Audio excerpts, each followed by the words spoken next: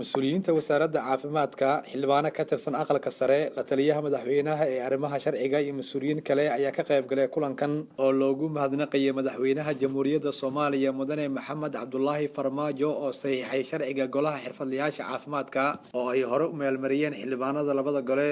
la taliyaha madaxweynaha ee arrimaha sharciga Abukaate Keesa Saciid Artan oo wasiirka caafimaadka ku wareejiyay dokumentiga sharciga ayaa si kooban uga hadlay muhiimadda sharcigan saxiixa sharcigan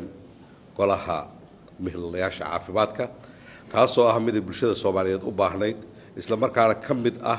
waxyaabihii ugu waaweynaa ee madaxweynaha jamhuuriyadda federaalka Soomaaliya mudane Maxamed Cabdullaahi Maxamed Farmaajo uu ballan qaaday ay kamid ahaayeen daryeelka ciidamada shaqaaleynta dhalinyarada iyo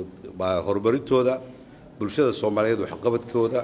oo caafimaadku uu yahay meelaha ugu horeeya ee uu madaxweynuhu ballan qaaday isla markaana uu maanta hirgelinayo Senator Ismaan Maxamuud Dufle ayaa sharxay marxaladii uu soo maray sharciga golaha mihnayaasha caafimaadka oo soo bilowday sanadkii 2014 halgan dheer loo soo maray hawshan ama sharcigan oo ah sharciga guddiga mihnayaasha ama xirfadleyda caafimaadka baan dhaho haddaan fududeeyo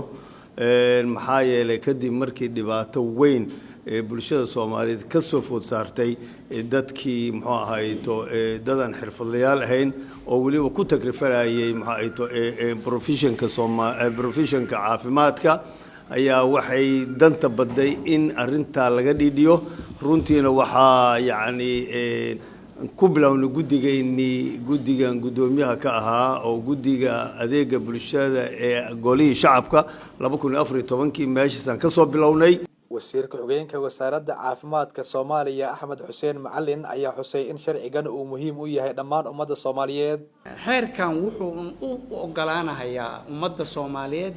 in servicii si fiican loogu sameeyo oo dad dhaqaatiir ama dad farmashoosika ama dad daandiista rasmi oo dhaqaatiir rasmi ah ee u shaqeeyaan uu ogolaanayaa marka waa controlki ummadda Soomaaliyeed kor loogu qaadi lahaa caafimaadkooda iyo horumarkooda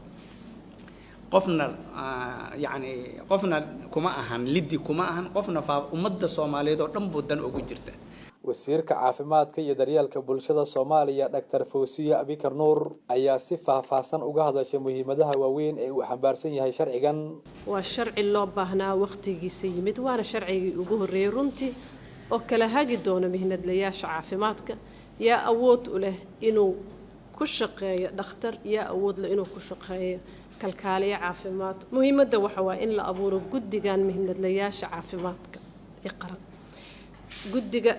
waxa loo abuuri doonaa sida ugu dhaqsaha badan iyadoo lala tashanayo qaybaha bulshada ee kala duwan mihnadlayaasha caafimaadka xirfadahooda kala duwan Xabiib Axmed Cali warbaahinta qaranka Muqdisho